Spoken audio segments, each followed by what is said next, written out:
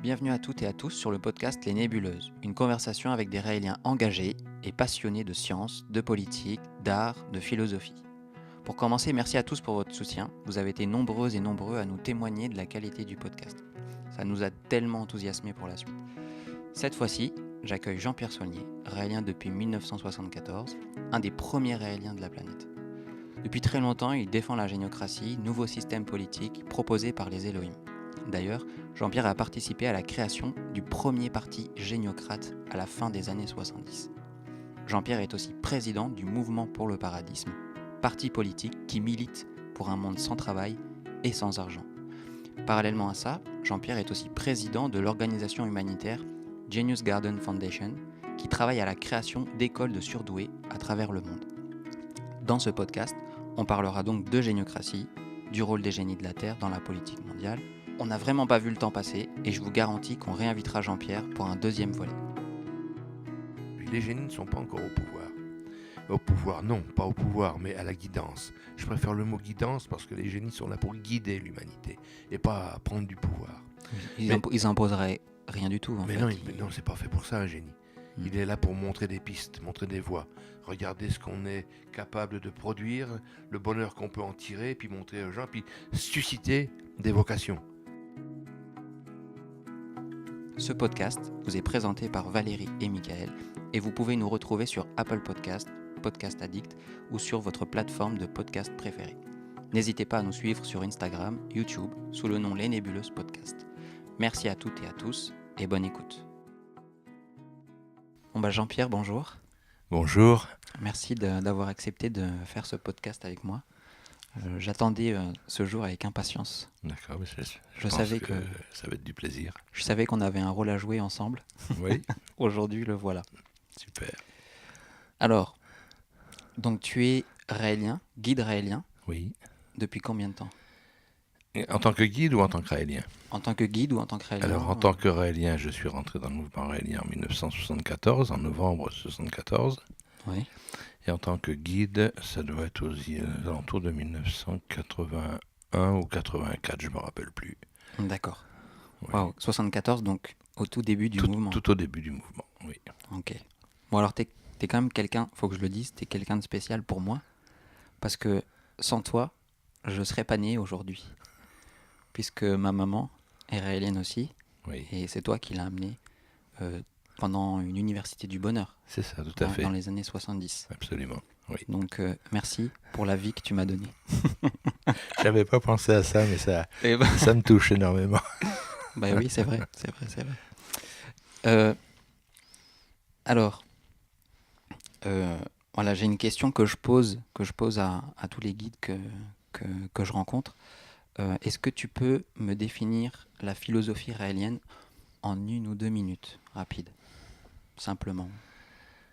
La philosophie raélienne, oh là là, c'est tout un livre ça.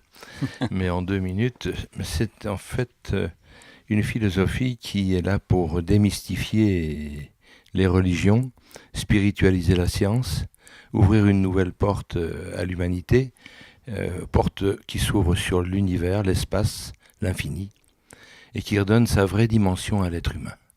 Le mouvement raélien donne une réponse à l'être humain sur son origine, sur ce qu'il est, et donne surtout aussi une histoire de l'aventure qu'il a vécue et qui n'est pas enseignée dans les écoles nulle part, même dans les religions. C'est l'histoire d'un peuple qui s'est développé au fil du temps, mais parrainé par un autre peuple qui vient de l'espace. Parrainé plus que ça, enfanté par un autre peuple qui vient de l'espace, puisque nous avons été créés scientifiquement par d'autres êtres, des humains, venus d'un autre monde, qui scientifiquement pouvaient se déplacer dans l'espace en toute quiétude, pacifiquement, et qui s'amusaient à faire du terraforming. Ils en étaient arrivés à cette époque. Et la Terre a été terraformée par ces gens qui ont mis longtemps, ils ont mis à peu près une dizaine de milliers d'années pour aménager une planète totalement viable, et puis déposer la vie finie dans un équilibre parfait, et l'homme qu'ils ont créé comme eux, à leur image, à leur ressemblance. Une démystification des religions, il n'y a pas de Dieu, il n'y a pas d'âme, Il y a des êtres venus du ciel scientifiquement qui ont créé la vie. Il n'y a pas de, comment dire, d'évolution, de théorie de l'évolution. Il y a une évolution dans la création scientifique dans les laboratoires, car les scientifiques sont partis de la microcellule jusqu'à l'être humain. Mais ça s'est passé dans les laboratoires, ça ne s'est pas passé ailleurs. Donc c'est une remise en question, une démystification là aussi, et une spiritualisation de la science, puisque d'un seul coup, du hasard, on vient avec un acte intelligent et un acte d'amour. Alors, en fait, j'ai une question à te poser par rapport à ça. C'est toi, au moment où tu as découvert ces messages, comment était façonnée ta vie? Et, et qu'est-ce que ça a chamboulé réellement dans ta façon de voir le futur, en fait? Ben, j'étais dans un système tout à fait classique de travail, famille, patrie. Ok. Ça veut tout dire. En plus, tu étais militaire, non, à cette époque? Je venais de quitter l'armée. Mm. Je travaillais dans les services un petit peu particuliers de l'armée. J'avais un passé qui n'était pas joyeux pour moi, mais honorable pour un militaire. J'ai quitté ce monde-là pour rentrer dans le civil. J'avais un diplôme d'infirmier, je suis entré dans la médecine du travail, dans les industries de la sidérurgie, et j'avais une famille, j'ai eu 4 enfants. J'étais donc un monsieur comme tout le monde. J'avais rien d'original dans ma vie. Je vivais ma vie familiale dans un pays classique, quelque part sur une planète classique, perdue dans l'univers. C'était rien d'extraordinaire. J'étais certainement heureux comme ça. Je n'ai pas trop de souvenirs de ce que je ressentais à l'époque, mais je devais être certainement heureux avec ce que je possédais. Et puis quand les messages sont arrivés en pleine figure, parce qu'ils me sont arrivés de 2 manières différentes, j'étais témoin d'un passage d'engin qui a arrêté ma voiture sur une route, et puis qui a éclaté en 9 morceaux dans le ciel, me laissant pantois sur le bord de la route, mais mon moteur redémarrant tout seul. Ça, c'était une premier contact avec ce monde extraterrestre étonnant. Ça fait penser à une scène de rencontre du troisième type. Pratiquement, on pourrait dire un truc Ouais. comme ça. Et puis, quelques semaines après, je découvrais Raël sur les ondes de RTL, qui racontait son histoire, mais qui se faisait fiche de lui par un chanteur qui s'appelait Gilbert Bécaud. C'était monstrueux ce qu'on a débité sur sa tête le jour-là, et j'étais très en colère qu'on insulte quelqu'un qui témoignait. Ça m'a foutu en rogne. Et puis, 4 jours après, bizarrement, j'ai trouvé les messages dans une librairie. Je n'y allais jamais dans cette librairie. Là, j'ai eu envie d'aller et j'ai trouvé ce message. J'ai lu ça en 2 heures, une nuit. Je l'ai lu 3 fois dans la nuit. Ouais, 3 fois. 3 fois dans la nuit parce que je voulais vraiment comprendre ce que j'avais compris. Et effectivement, la 3e fois, j'ai dit, mais ça va. Je ne me suis pas trompé, je ne me suis pas fourvoyé. Mais c'est ça. Pour moi, c'était évident. Est-ce que c'était quelque chose que tu ressentais déjà avant et que ça a confirmé ou que tu as découvert et que ça... Je ne m'étais pas penché sur le phénomène ovni. Hmm. Donc je ne pouvais pas chercher une confirmation. C'était un sujet inconnu pour moi, ou du moins pas intéressant. Mais à la lecture de ce livre, qui se lit en 2 heures, je l'ai lu 3 fois, ma nuit a passé à la lecture, et au matin, j'étais là, j'ai dit, mais c'est ça. J'avais le corps qui vibrait comme si c'était un instrument de musique à cordes, ça vibrait, c'est ça. J'ai pris mon papier, mon stylo, j'ai envoyé un courrier tout de suite à Claude Vorillon à l'époque, puisqu'il ne s'appelait pas encore Raël. Et puis l'aventure a démarré comme ça. Et il y avait un passage dans le message qui m'a secoué quant à l'origine de l'humanité. Ça, c'était une chose, mais qui m'a secoué, c'était l'organisation de la société. On était à une période où, pour moi, la société, c'était pas ça. Ça ne me satisfaisait pas, cette société. Et puis, dans ce chapitre, ça s'appelait la géniocratie, où on traitait d'un modèle de politique qui s'appelait la géniocratie. On va en parler d'ailleurs. Oui, là, j'ai percuté, j'ai dit, mais non, d'une pipe, c'est ça l'avenir. C'est ça l'avenir. Notre histoire, j'ai compris, j'y adhère, mais le futur, c'est là. Et là, ça a enclenché vraiment tout le processus, et ma vie a changé complètement. Alors, elle a changé comment? T'es rentré chez toi, t'as fait table rase ou qu'est-ce qui s'est passé? Table rase, j'avais pas de table rase à faire, j'avais simplement à, à dire à ma compagne, voilà ce que je viens de découvrir. T'avais quel âge à cette époque? 28 ans, oui. Et Raël en avait 27, non? Oui, il a un an de moins que moi. J'ai dit à ma compagne, elle s'appelle Magali, tu sais Magali, là, ma vie change. On va aller le voir. Je veux que tu lises ce livre, que tu comprennes ce que je suis en train de vivre, et puis on va aller le voir. Et elle m'aimait beaucoup. Donc ce que je lui demandais n'était pas un sacrifice pour elle. Elle a été OK. Et puis elle m'a soutenu toute la vie que j'ai vécue avec elle. C'était une compagne extraordinaire qui était la mère de mes enfants, mais qui en plus a été un soutien fantastique. N'ayant pas compris tout ce que j'avais pu comprendre, mais elle m'a suivi et soutenu, quoi, par amour. Hmm. Et comme le message n'est qu'amour, en fait, ça allait très bien, quoi. Génial.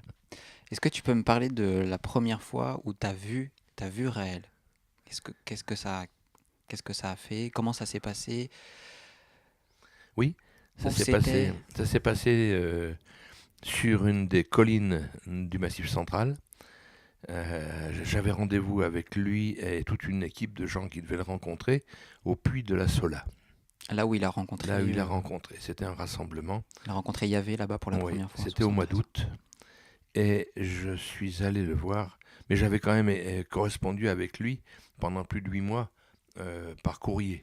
Ah oui, quand même. Oui, du mois de novembre jusqu'au mois d'août, j'ai eu une correspondance au moins une fois par mois avec lui pour...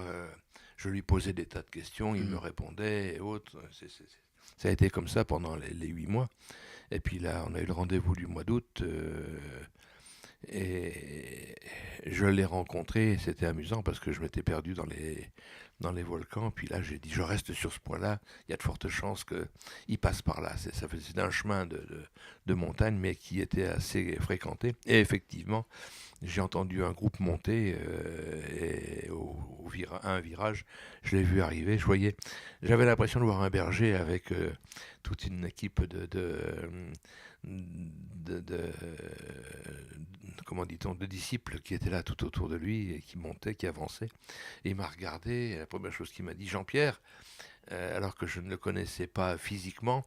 Et là, moi, je le connaissais parce que j'avais vu sa photo sur le livre. Ben, je dis oui, Raël, viens, allez, viens avec nous, laisse ta voiture là et suis-moi. Magali et moi, on est allés le suivre. On est allé dans le volcan, là où il nous a présenté véritablement le lieu d'atterrissage et de la rencontre. Et puis ensuite, on est redescendu sur Clermont-Ferrand, où là, on a un petit peu évoqué plus le mouvement qui était en train de naître, puisque là, c'était la naissance du MADEC, hein, le mouvement d'accueil des Elohim créateurs de l'humanité qu'il avait créé, et il rassemblait les premiers membres à cette époque-là. Et c'était un moment extraordinaire, quoi. Bah, c'était il y a plus de 45 ans, tu t'en souviens très bien. Ah oui. J'ai encore les images là, oui. Alors, comme tu disais tout à l'heure, ce qui t'a le plus touché dans les messages, c'était la partie sur la géniocratie. Oui. Est-ce que tu peux définir ce que c'est la géniocratie pour que les gens puissent comprendre? Géniocratie. Actuellement, on parle de démocratie, qui est davantage, à mon goût, une médiocratie, plutôt qu'une démocratie.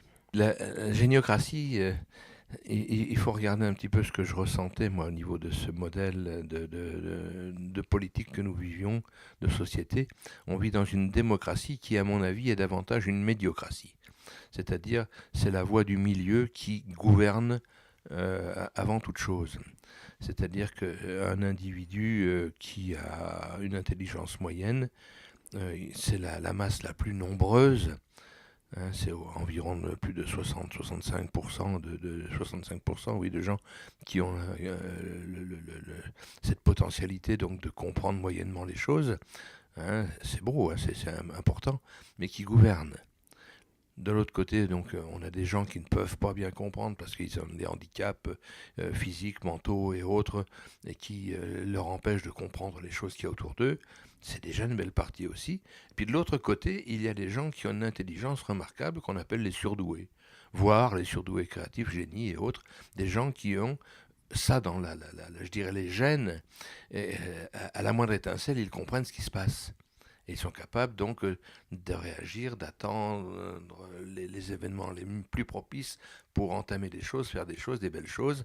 Ils peuvent faire aussi des monstrueuses choses, on en a vu, des gens qui ont un potentiel de génie extraordinaire et qui sont capables d'envahir une Europe et de mettre des monstruosités partout. Tout est possible. Mais le propre donc des gens qui sont génies sont des gens qui vont très vite et qui ont une capacité de créativité extraordinaire. D'anticipation un petit peu aussi. D'anticipation, ils prévoient, ils savent prévoir, hein, ils savent voir en avant, bien avant les autres. C'est une richesse extraordinaire qui aujourd'hui, qui depuis toujours, n'a pas été exploitée. Il faut en être conscient. Aujourd'hui, nous avons environ, je ne dis pas de bêtises, de ce qu'on appelle des génies aujourd'hui, c'est-à-dire des gens qui ont un coefficient équivalent à 180 jusqu'à 200 et quelques. On a environ 33 millions 500 000 personnes sur la Terre qui ont ce coefficient. C'est-à-dire qu'ils sont 0,5% de la population planétaire. C'est pas grand-chose. Hein. Pas grand-chose. Et puis on a à peu près une vingtaine de pourcents de gens qui sont des surdoués. Des gens qui ont donc une capacité, pas aussi forte que celle des génies, mais de comprendre vite, d'anticiper, de voir les choses avec une vitesse moins importante, mais tout aussi efficace. Donc on a environ entre 10 et 20% de gens qui seraient susceptibles donc d'apporter des choses fortes si on leur donnait les moyens. Or, l'éducation qu'on a aujourd'hui dans tous les pays, dans la plupart des pays, ça commence à bouger un peu, ça change. Mais jusqu'à maintenant, ces gens-là étaient ignorés. L'éducation normalise les individus. La preuve, elle normalise les gens qui sont handicapés, qui ont des problèmes. On leur fait des centres d'apprentissage, des écoles et autres, pour essayer de les élever au niveau de la moyenne. Oui, c'est ça. Hein. On les élève au niveau de la moyenne. La moyenne, on leur donne l'éducation moyenne qu'elle est capable de prendre. Mais les gens qui ont un potentiel de surdoué ou de génie, on ne s'en occupe pas. On veut les remettre au niveau du moyen. On leur donne une éducation moyenne. Oui, donc ils sont fondus dans la masse. Ils sont fondus dans la masse. Et qu'est-ce qui se passe? On a des enfants qui meurent intellectuellement. On a des enfants qui deviennent acariâtres, qui deviennent des rebelles dans leur classe, des empêcheurs de tourner en rond. On en fait des cas sociaux. On en fait même des pathologies. Alors qu'en réalité, ils ont un génie qui veut s'exprimer mais qui ne peut pas parce qu'ils sont enfermés dans une éducation. Quand tu parles de pathologie, ça me fait penser aux enfants qu'on dit un peu, tu sais, les enfants un peu surexcités, Oui. qui bougent partout. Et on se rend compte que des fois, on leur met un bout de papier, un stylo, et ils font des super dessins. 80% de ces enfants-là sont des surdoués. Et j'ai l'impression qu'on les met dans des hôpitaux en plus, on les soigne avec des médicaments, et ça les endort. Ça les endort. On les somnambulise. Et on les perd, quoi. Mais ils sont perdus. Ils sont perdus. Il y a à peu près dans la masse donc, des surdoués et génies, je parle donc alors 100% de la masse de surdoués et surgénies, il y a à peu près 20% qui réussissent à échapper au système parce qu'ils ont un environnement familial qui les aide, qui les met dans des écoles top où ils peuvent aller s'exprimer un peu plus que dans les écoles moyennes. On a 80% pratiquement des gens de cette catégorie qui ont ce don sont endormis par une éducation moyenne. C'est un capital. Même pour les gens moyens, cette éducation moyenne, elle n'est pas fameuse non plus. On apprend tous la même chose. Oui, c'est normalisé. L'art est complètement mis de côté. Oui. Les matières scientifiques, c'est juste des maths. Oui. Il n'y a rien d'autre. Oui. On a normalisé, nivelé. Notre société est nivelée à un niveau, on va l'appeler moyen, et celui qui dépasse d'une oreille la masse, il risque de se faire tailler l'oreille pour qu'il soit dans le cadre. On en est là aujourd'hui. C'est monstrueux, mais heureusement, il y a quelques pays qui commencent à dire, attendez, il y a de l'intelligence, c'est un patrimoine, alors on va dire national pour les pays, mais c'est un véritable patrimoine qu'on néglige, on met de l'argent fou sur un vieux château à retaper, il fait partie du patrimoine historique, et on a des cerveaux qui sont l'avenir d'une humanité, qui sont complètement endormis. Moi, ce qui me fait rire, c'est, j'entends, quand je regardais la télé avant, et des fois quand je regarde l'actualité, ça se plaint souvent que les cerveaux français fuient la France Bien sûr. pour d'autres pays, mais en même temps, ils font absolument aucun effort pour modifier l'éducation nationale telle qu'elle est aujourd'hui. Alors on parle de la France, mais malgré tout, qui vient chercher les cerveaux en France ou ailleurs? Pas des pays, des entreprises. Les entreprises, oui. C'est-à-dire le capital financier, lui, a très bien compris où était la richesse. Mhm. Donc il vient chercher là où il y a des écoles qui forment bien. La France forme bien ses gens malgré tout. Il faut pas enlever ce qui peut être considéré comme bon. C'est pas l'excellence, mais c'est pas mauvais. À partir d'un niveau À universitaire. partir d'un niveau Mais universitaire. avant ça, c'est quand même catastrophique. Eh ben, ça, bien sûr, mais je parle donc au niveau universitaire. On a des cerveaux qui ont la chance d'être bien placés, positionnés, un environnement familial qui les aide, et les repéreurs, les recruteurs des pays étrangers viennent resnifler un petit peu ce qui s'y passe, et on propose à ces jeunes d'aller faire des études supérieures ailleurs, dans des écoles un petit peu plus puissantes, qui sont payées par les entreprises. Alors là, on part loin. Et on va faire qu'une heure. Mais pour revenir à la géniocratie, donc toi tu disais, c'est l'utilisation de gens qui ont un potentiel intellectuel supérieur à la moyenne. Qui doivent être au service de l'humanité. Et je dis bien, qui doivent être au service de l'humanité. Donc ça veut dire avec une envie d'aimer, avec un taux de compassion, d'altruisme qui est aussi supérieur à la moyenne. Eh oui. Donc il n'y a pas seulement le quotient intellectuel, il y a aussi... Le génie, normalement, il est là, le surdoué, il est là. Il fait des choses pour son propre plaisir, bien sûr. Mais comme un verre, quand il est rempli, qu'est-ce qu'il fait? Il déborde. Le génie humain, c'est la même chose. Quand un gamin, une gamine a réussi à assouvir son potentiel, à faire ce qu'il peut faire, mais il a envie de faire aux autres, de donner aux autres. Et c'est un des fleurons qu'on va voir après pointer ici et là sur le territoire et qui va produire des choses. Aujourd'hui, on parle de start-up et autres trucs comme ça parce qu'on est dans le monde de l'entreprise, mais ce sont des enfants, des jeunes gens comme ça qui se lancent là-dedans, ils n'ont pas peur, ils ont le potentiel pour, ils le sentent, ils le voient bien, et puis ça marche. Et ils sont l'avenir. Les entreprises ne s'y trompent pas. Elles viennent chercher ces gens-là tout de suite. Quand ils sont en place, les chasseurs de tête viennent les déplacer, leur promettre d'autres choses pour aller travailler vers d'autres entreprises. Il y a une chasse au cerveau qui est extraordinaire. C'est le monde de l'entreprise qui a bien compris et qui sait faire en avance tout cela. Mais la politique, l'éducation a fait fi de tout ça. Politiquement, il faut normaliser les gens. La démocratie fait que personne ne doit avoir plus qu'un autre dans ce qui est donné par l'État. Alors on passe à côté de quelque chose de fou. Alors donc du coup, ces génies qui sont placés au pouvoir, leur objectif, qu'est-ce que c'est? Quel est l'objectif de la géniocratie si elle est mise en place? Comme j'ai dit, d'être au service de l'humain. Ça, c'est l'objectif principal. Ça, c'est l'objectif principal.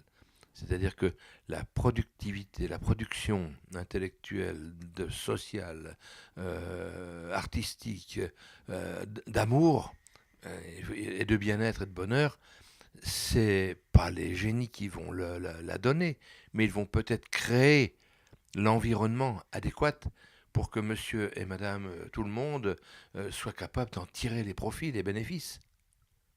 En tirer bénéfice, les bienfaits. Bénéfice en latin, c'est les bienfaits. Aujourd'hui, c'est pas le cas. On nous enferme dans des systèmes où tout le monde se bat pour avoir le pouvoir, pour avoir l'argent. Tout est basé sur de l'argent. Et l'argent gagne de l'argent avec de l'argent, plus du tout avec le génie, la production et autres. Ça n'existe plus, ça. C'est l'argent qui gagne de l'argent avec de l'argent. On est dans cette société. Où est l'intelligence? Ça nous conduit à un monde aujourd'hui de souffrance. Oui, il y a des inégalités croissantes et tellement visibles aujourd'hui qui sont et l'écueil, je veux dire, le précipice s'élargit de plus en plus. Dans 5 ans, il va y avoir un effondrement monétaire mondial, tant mieux. On risque d'avoir des conflits qui vont naître à droite et à gauche tant qu'ils ne sont pas nucléaires. On en a 30 conflits par an à peu près ici, sur la planète aujourd'hui. Mais on en aura beaucoup plus dans les années à venir, si ça continue comme ça.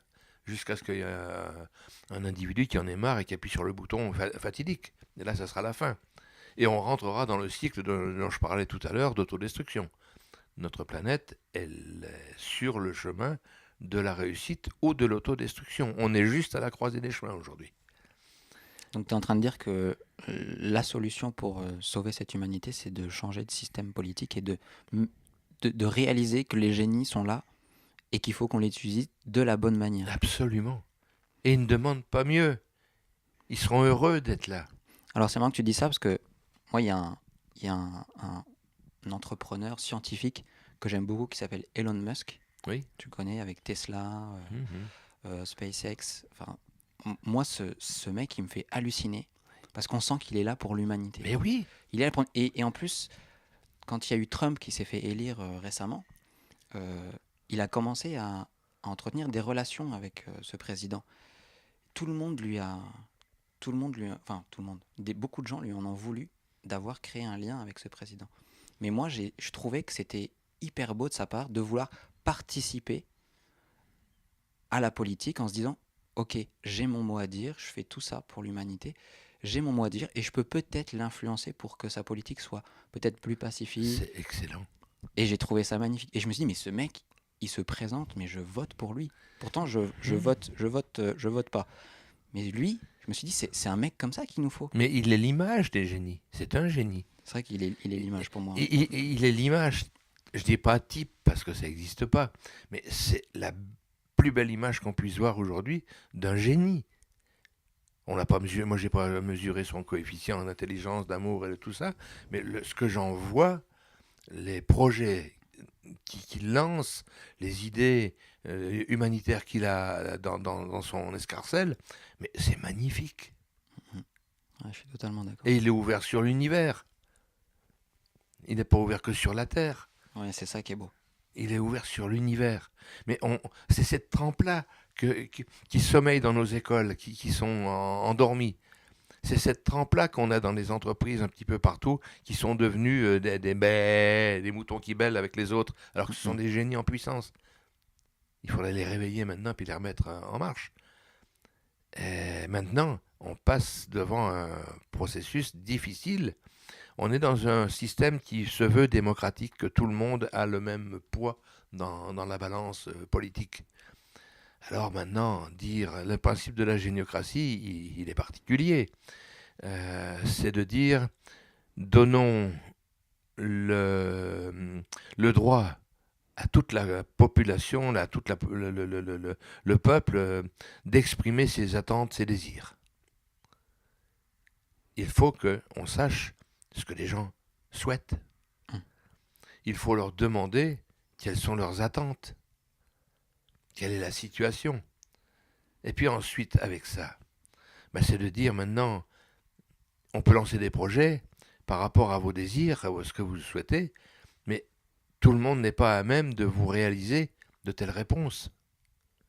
Il faut que ce soit des gens compétents, capables de faire. Alors, ces gens-là, moi j'ai une question que je me pose depuis que j'ai lu La Géniocratie, il y a plus de 15 ans. Moi, c'est le bouquin qui m'a le plus touché dans ceux du Maitreya. Et je me dis, mais comment on va passer de système qu'on a là, avec des personnes qui sont là pour elles et pour personne d'autre, et qui écrasent celles qui sont là pour les autres. Comment on fait pour passer d'un système comme ça à un système géniocrate où les génies ne sont pas au pouvoir, mais sont là pour aider l'humanité, guider l'humanité, sans que ça crée un conflit. Parce que ces personnes qui sont là depuis tellement longtemps, qui ont ce système depuis tellement longtemps et qui ne veulent pas le lâcher, elles font des guerres partout où elles risquent de perdre leur pouvoir. Ces entités-là, ces populations-là d'hommes politiques, parce que c'est des politiques et des financiers, dès qu'ils sentent qu'un territoire va leur échapper, ils en font une guerre. Il n'y a rien de tel, on crée des incidents pendant 2 ans, 3 ans, 4 ans, et puis ensuite on fait appel à eux pour venir régler le système.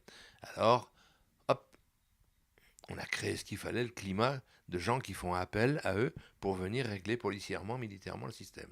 On a vu la Libye, comment ça s'est fait. On a assassiné le chef de l'État, un chef d'État qui était pas tendre. mais qui avait des projets extraordinaires pour l'Afrique, qui étaient suivis par beaucoup d'Africains, qui étaient aidés par des Chinois. Il avait dit, je vais mettre des satellites de télécommunication pour nous libérer de ne plus être sur la coupe de l'Occident. On va faire une monnaie qui nous est propre à nous à partir de l'or. Enfin, il a fait des tas de projets comme ça, mais qui étaient des signaux d'alarme terribles pour les pays occidentaux. Ils allaient perdre le pouvoir, là. Alors, on a fait une guerre en Libye et on a tué le Libyen. Mais alors que doivent faire tous ces génies?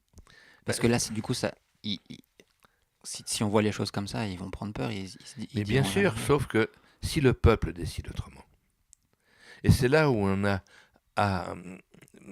Ce que tu fais là me remplit de joie, parce que tu fais passer une information qui va résonner dans l'esprit de certains, qui ne sont peut-être pas des génies, mais qui sentent que c'est authentique, c'est sain, ça peut être sain pour l'humanité. Ils vont y réfléchir, ils vont te poser des questions, tu vas pouvoir enclencher des conversations, peut-être des conférences et autres qui vont t'aider à faire passer les idées que tu veux faire passer, et notamment la géniocratie. C'est le peuple qui mettra la géniocratie en place. C'est le peuple, ça se mettra en place par un vote démocratique du peuple qui dira il y en a marre, on a utilisé les brutes pour gouverner, on a utilisé les rois pour gouverner, les riches donc, on a utilisé les financiers pour gouverner, on a utilisé, enfin tout ce qu'on a pu utiliser, ça nous amène dans un merdier pas possible. On n'a jamais utilisé l'intelligence et l'amour. C'est le peuple qui va dire attendez, pourquoi on n'a pas utilisé ça? Mais il faut pour ça qu'il y ait des candidats.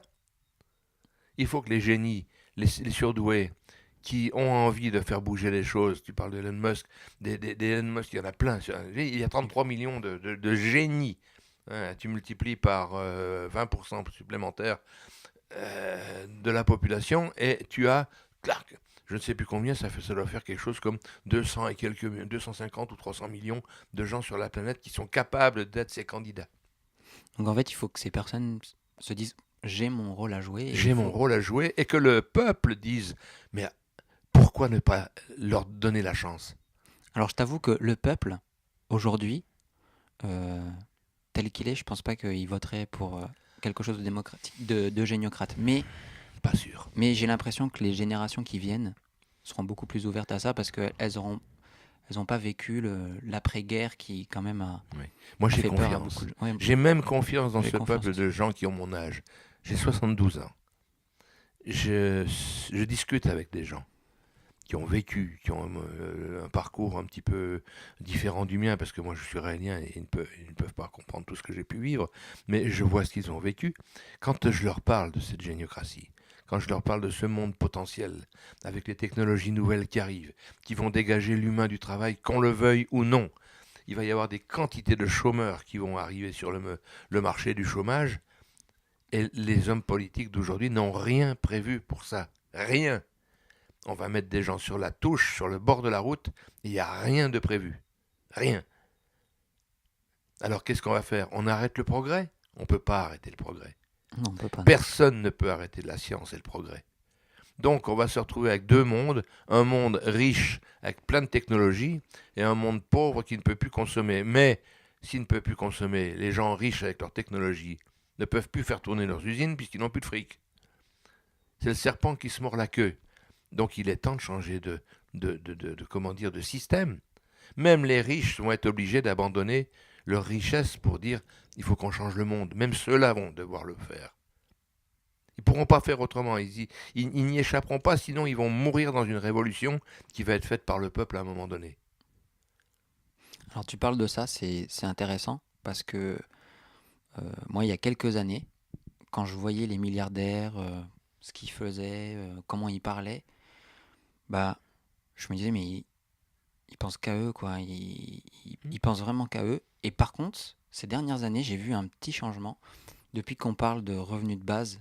Le revenu de base, donc un revenu minimum pour que chacun puisse vivre Oui. avec les besoins de Moi l'habitation, je le l'appelle logement. le revenu de bien-être. Le revenu de bien-être, c'est encore plus beau même. Oui.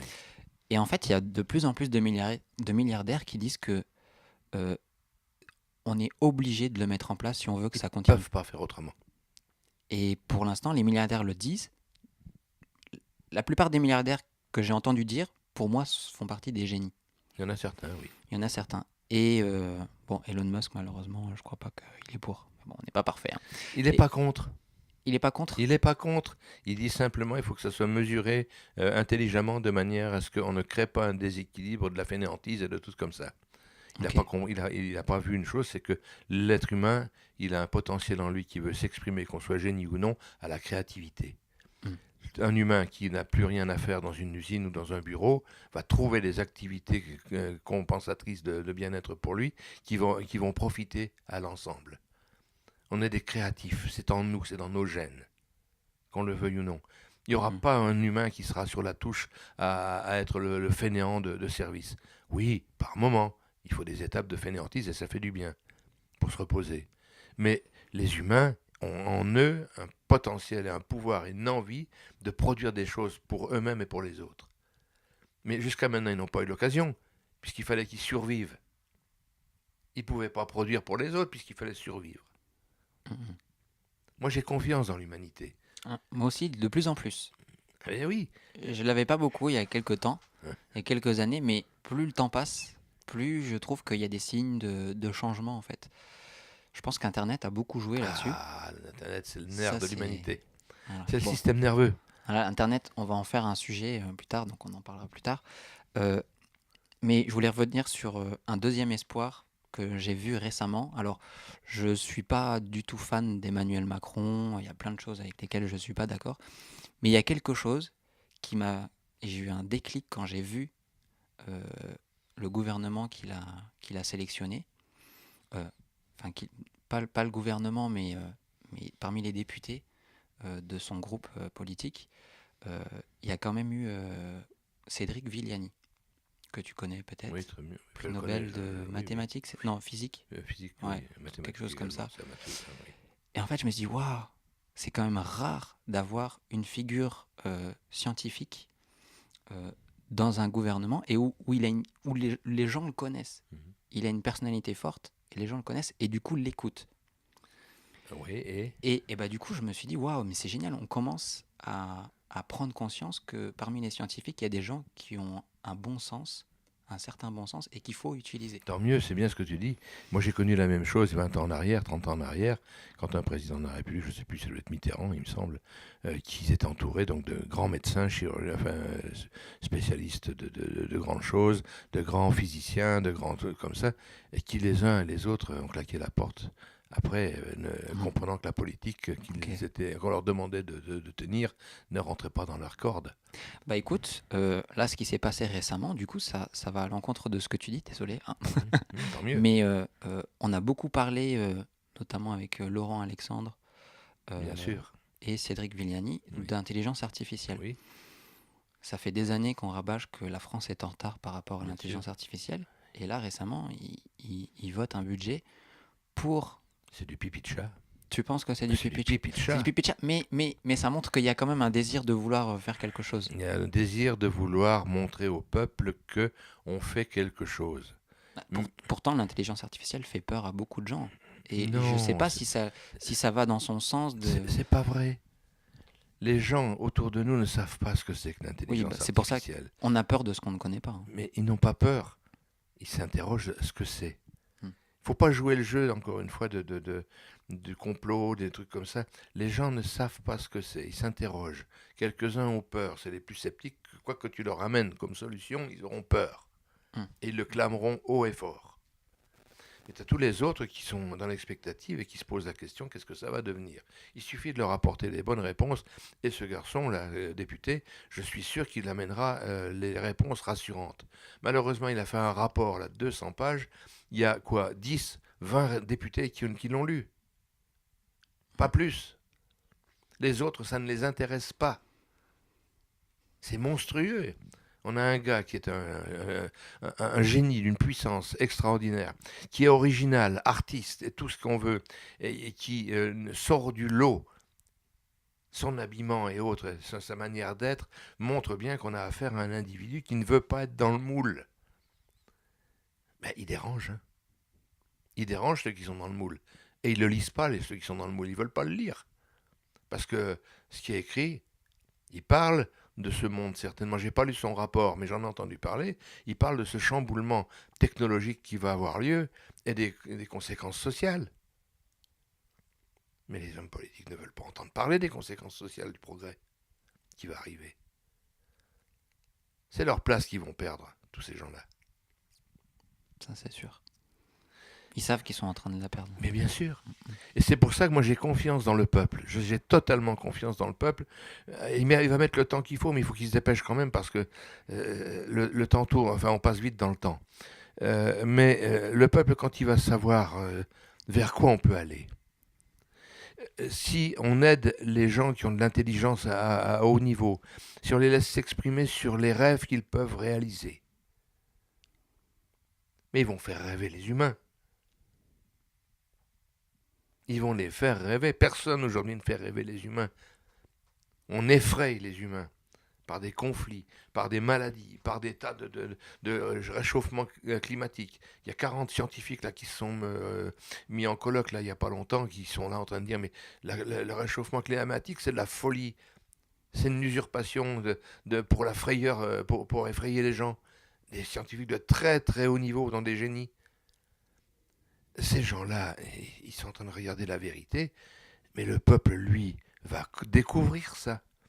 Ces gens-là qui disent le climat, c'est autre chose, il ne faut pas en avoir peur. Ben, s'ils ont la voix des médias, difficile d'avoir la voix des médias, puisque les médias sont la propriété des hommes financiers qui marchent dans le système et qui veulent que le système fonctionne, ça va être dur de faire bouger les médias. Mais ces gens-là, quand ils vont avoir un auditoire suffisamment grand, vont rassurer les humains et vont leur montrer les horizons extraordinaires qui s'ouvrent à nous. On a l'univers qui va s'ouvrir là. C'est à notre portée. C'est pas 3 générations plus loin. C'est cette génération qui vit là en ce moment, qui va ouvrir les portes. En 2025, on va accumuler toutes les lois de la singularité. On aura toute la batterie de pièces scientifiques pour pouvoir faire un paradis dans ce monde et ailleurs. Mais il faut en parler de ça, plutôt que de parler du réchauffement climatique. Il faut dire que demain, l'humain n'aura plus besoin d'aller travailler, mais pourra aller s'amuser, à faire du travail s'il le veut. Parce qu'il y aura des robots qui vont être là. On va mettre des nanotechnologies qui vont nous amener une nourriture saine comme on n'a jamais mangé, qui vont fabriquer la chaise dont on a besoin dans la cuisine, avec des nanorobots, c'est-à-dire des microscopiques robots qui vont prendre la matière du sol et qui vont assembler tout ça et fabriquer une chaîne devant vous, une chaise devant vous, une table, un meuble. Tout ça, ça va être fait. Mais les 20 années, 25 années qui viennent, c'est ça qu'on va voir. Mais c'est ça qu'il faut dire aux gens. Alors, mais il n'y aura plus de travail. Mais heureusement qu'il n'y aura plus de travail. Heureusement. Travail, trépalium en latin, instrument de torture. Voilà ce que ça veut dire travail. Ben heureusement qu'on n'aura plus d'instruments de torture. On aura des gens qui auront du temps, qui vont pouvoir développer leur créativité, développer leur intelligence, développer leur plaisir, augmenter leur bonheur, partager tout cela avec les autres, grâce à une redistribution de ce que les robots vont produire. Il y a une anecdote que j'aime bien raconter. Attends, je veux juste un truc avant. Qu'est-ce que tu dirais aux gens qui disent oui, mais on va faire de cette planète une planète d'assistés? C'est quoi une planète d'assistés? Bah, je sais pas, justement, moi aussi je me pose la question quand ils me le disent. Mais être assisté, ça veut dire qu'on fait tout à sa place, à la place de l'autre, parce que l'autre est incapable de faire. Alors on l'assiste. Mais on n'est pas dans ce registre-là.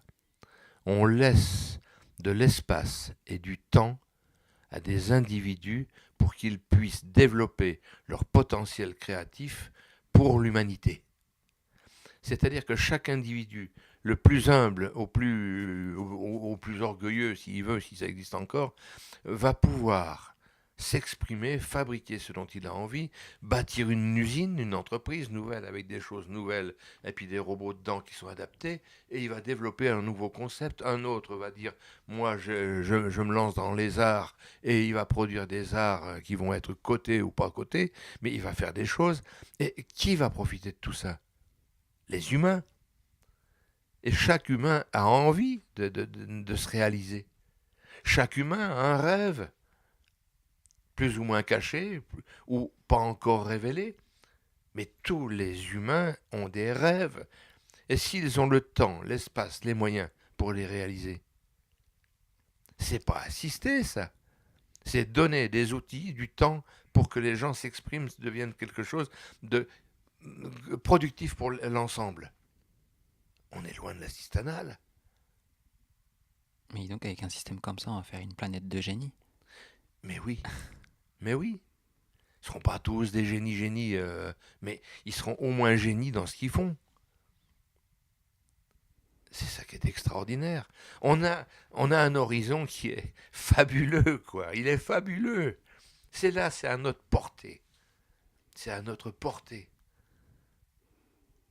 Alors je t'ai coupé tout à l'heure dans ton anecdote. Je sais plus. Ah oui, je disais, ça c'est pour un petit peu agacer les gens qui veulent me contredire dans plein de choses. Alors je les agace un petit peu. Je leur dis, regardez où on en est aujourd'hui. Nos aïeux ont survécu au primitivisme. Il a fallu survivre. Ils ont commencé à vivre avec le machinisme. Et puis là, aujourd'hui, ils ont réussi à développer des technologies qui peuvent les libérer. Mais c'est un choix politique de libérer les humains. Les humains d'eux-mêmes n'oseront pas se libérer. Il faut que la règle, la loi les amène à dire, bon, ben, décidez qu'est-ce que vous voulez. Et on en revient à dire, ben, nous, on veut des gens intelligents qui nous apportent des choses, d'où la géniocratie. Mais la société qu'on est capable de faire aujourd'hui, les génies ne sont pas encore au pouvoir. Au pouvoir, non, pas au pouvoir, mais à la guidance. Je préfère le mot guidance parce que les génies sont là pour guider l'humanité et pas prendre du pouvoir. Ils imposeraient rien du tout en Mais fait. non, non, c'est pas fait pour ça un génie. Il est là pour montrer des pistes, montrer des voies. Regarder ce qu'on est capable de produire, le bonheur qu'on peut en tirer, puis montrer aux gens, puis susciter des vocations. Dire à des gens qui dans le groupe est capable de faire ça. C'est l'épigénétique, il y a quelqu'un qui va lever la main et dire moi. Et on aura des gens qui vont prendre des projets les uns après les autres et qui vont les développer. Mais ça aurait été révélé par des gens qui sont à la guidance, qui ont tous les paramètres pour dire voilà ce qui se passe, voilà ce qui se produit, voilà ce qu'on pourrait faire, tac, tac. Les guides qui seront là, les génies qui seront guides, seront des gens qui vont dire on peut faire, mais il faut quelqu'un. Et ils feront des appels. Ça sera des entreprises guidées par des gens qui ont les compétences. Ça sera des gens qui n'ont pas du tout d'entreprise, mais qui ont les compétences et puis qui vont réclamer à la communauté, à la société, les moyens pour. Et puis ça va tourner comme ça. Hein. On est dans un monde qui est en une prémutation aujourd'hui qui est fantastique parce qu'on peut déjà voir tout ce qu'on pourrait voir naître là maintenant. Et pour agacer mes gens, voilà ce que je leur dis. Aujourd'hui, toi et tes semblables, tu vas aller travailler ce matin, comme tu fais tous les jours. Et mieux, tu vas même embellir ton travail. Tu vas faire le mieux possible pour que ce soit excellent ce que tu vas faire. Tu vas aller vers l'excellence, chose que tu n'as jamais pratiquement fait. Et, à la fin du mois, tu ne réclames pas de salaire. Et d'ailleurs, le modèle de société dira que tu n'as pas besoin de salaire.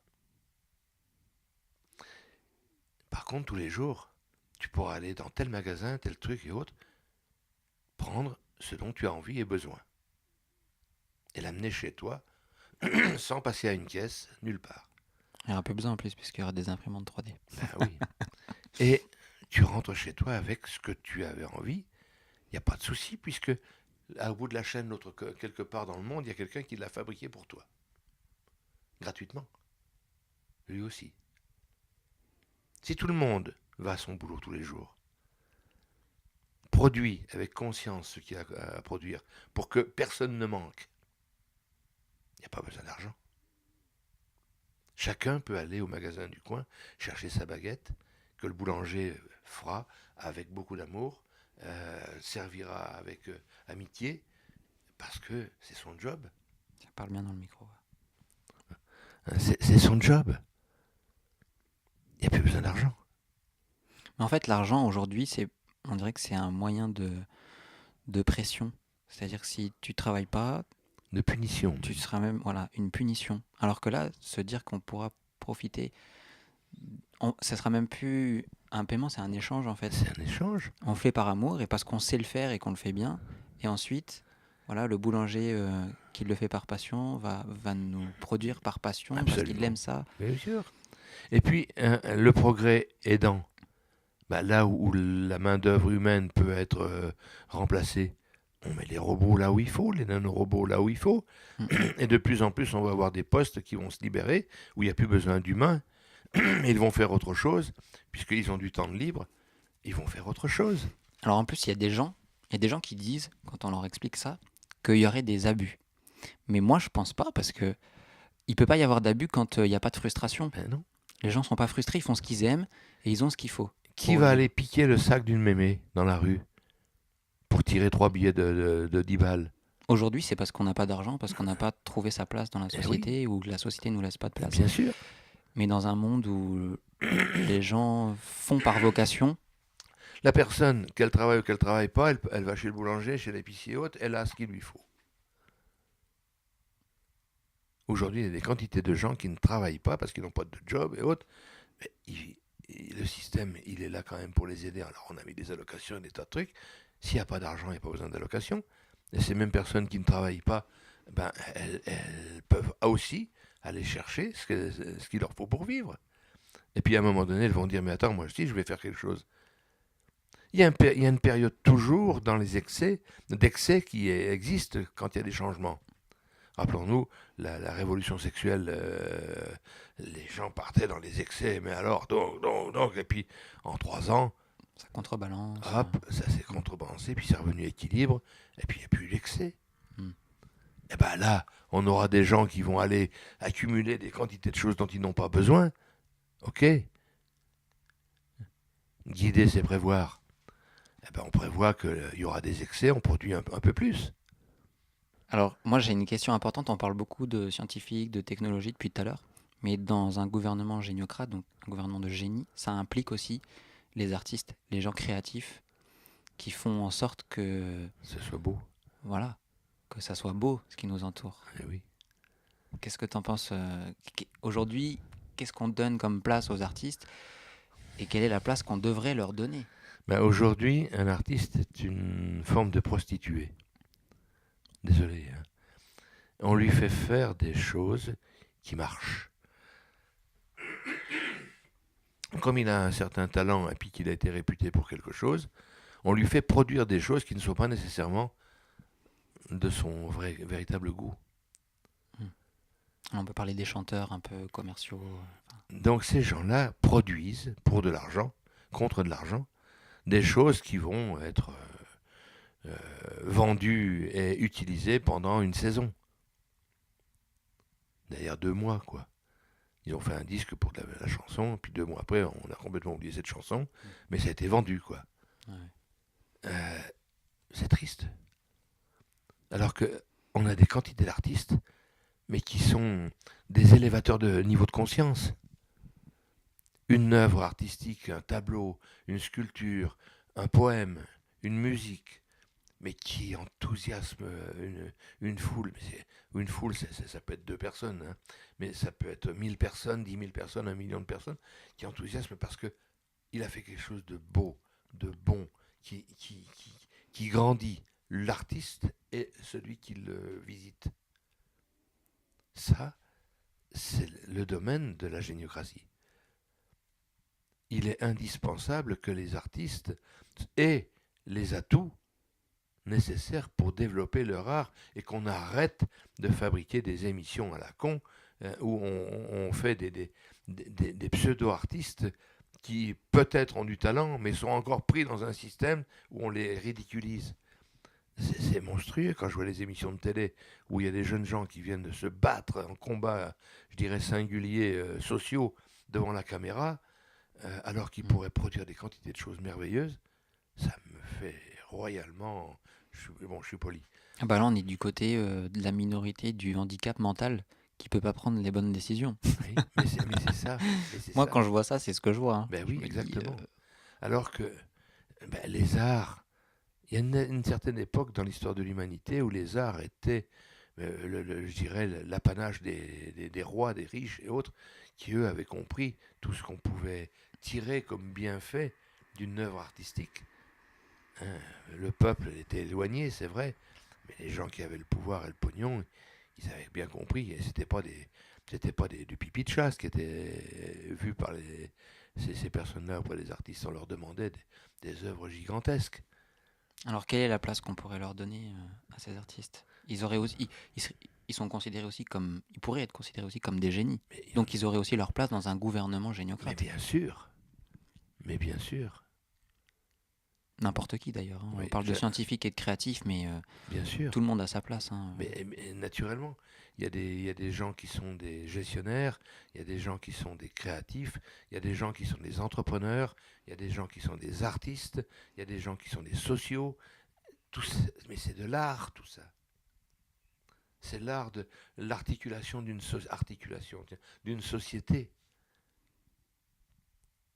En gros, tous les gens qui veulent le bien de l'humanité. Ben oui. C'est place à réellement, l'amour. Quoi.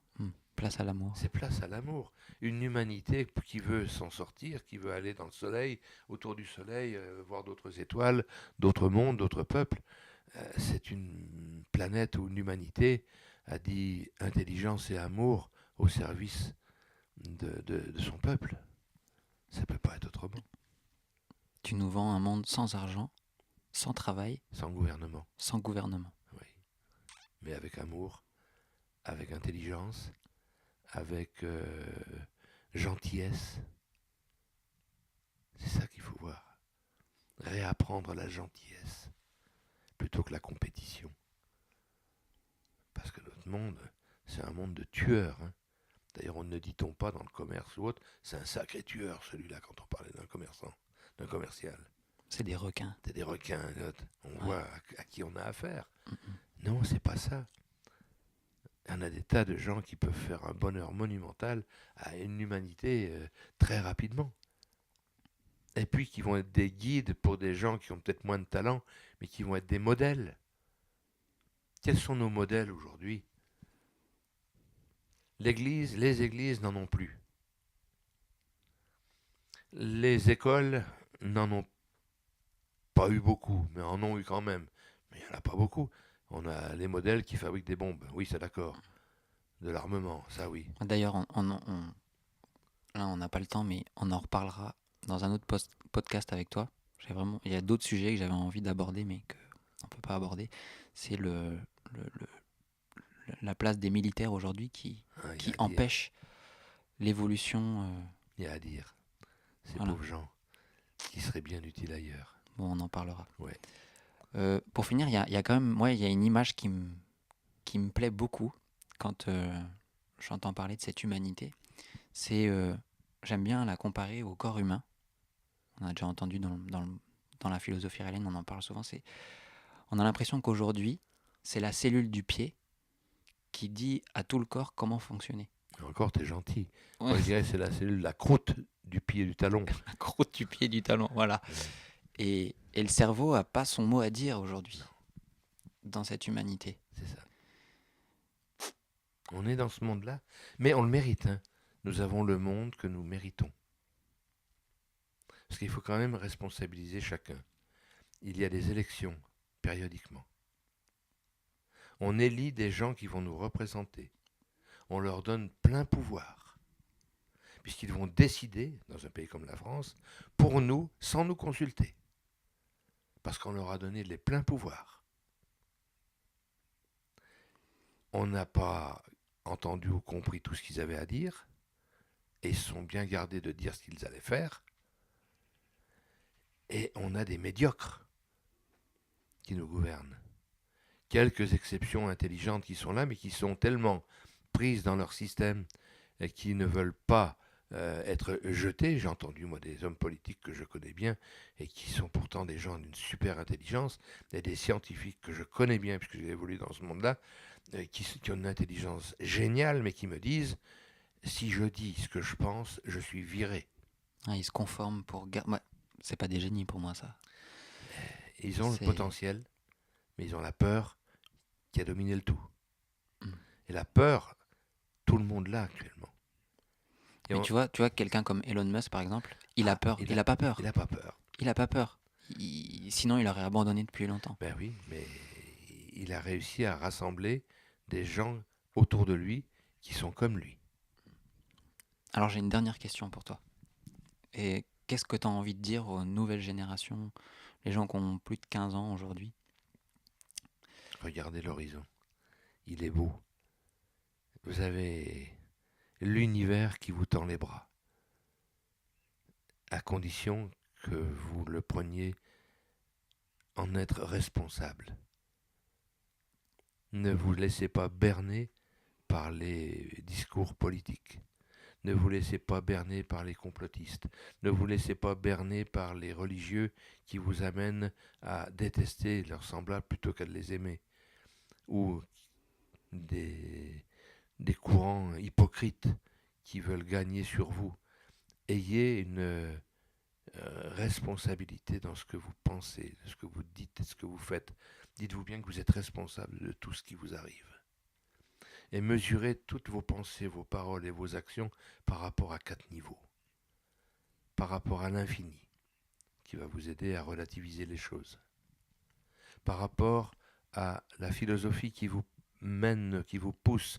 Je vous en propose une, c'est celle des droits de l'homme, si vous n'en avez pas d'autres meilleures. Par rapport à la société, ce que vous dites, ce que vous pensez, ce que vous faites a des incidences. Je vous rappelle qu'une société, c'est 2 individus, au minimum. Tout ce que vous allez dire, penser, faire a des conséquences que l'autre va subir ou accueillir. Mesurez bien. Par rapport à vous-même, ce que vous allez penser, dire et faire va faire de vous ce que vous allez être. Donc ne vous trompez pas. Pour ne pas vous tromper, il faut qu'à chacun de ces 4 étages, tout soit fait par amour. Relativisez les choses avec amour. Les règles que vous allez utiliser, est-ce qu'elles sont amour? Lorsque vous êtes à 2 ou à un millier en face de vous pour édicter des choses, est-ce que c'est bâti sur de l'amour? Pour vous-même, est-ce que ça vous construit? Est-ce que ça élève votre niveau de conscience? Est-ce que ça vous amène à un niveau de supraconscience?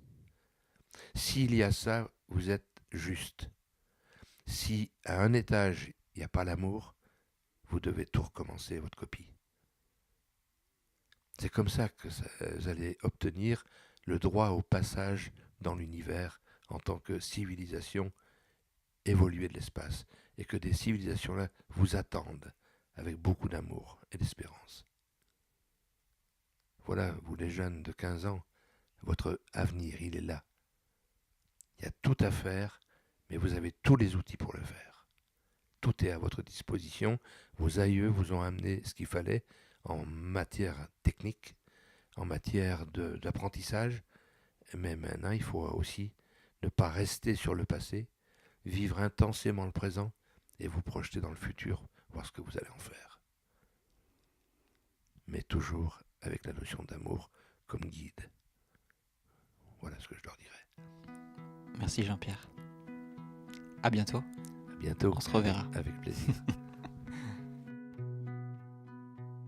Merci à Jean-Pierre pour cette conversation passionnante. Vous pouvez retrouver le livre La Géniocratie, écrit par Raël en téléchargement libre sur le site raël.org. N'hésitez pas à vous abonner. Vous pouvez nous retrouver sous le nom Les Nébuleuses, podcast sur toutes vos plateformes préférées. Et à bientôt.